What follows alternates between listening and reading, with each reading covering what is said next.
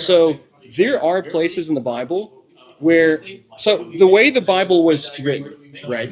It was written by several different people over a long period of time.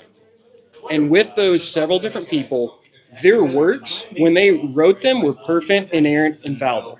So when Moses, when whoever wrote Second Chronicles wrote it, whenever they wrote it, at that time, it was inerrant, infallible, no errors whatsoever.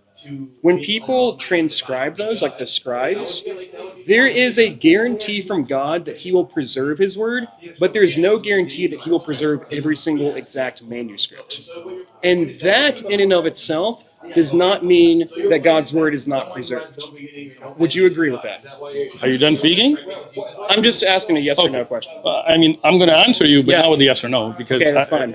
we believe the Quran is preserved perfectly. It was memorized word by word, letter by letter. We're not going to ask for any assumption. I can take you right now in front of these brothers and test them, or take you to the mosque and show you 100 people that can recite the whole thing. You say chapter and verse, they read it.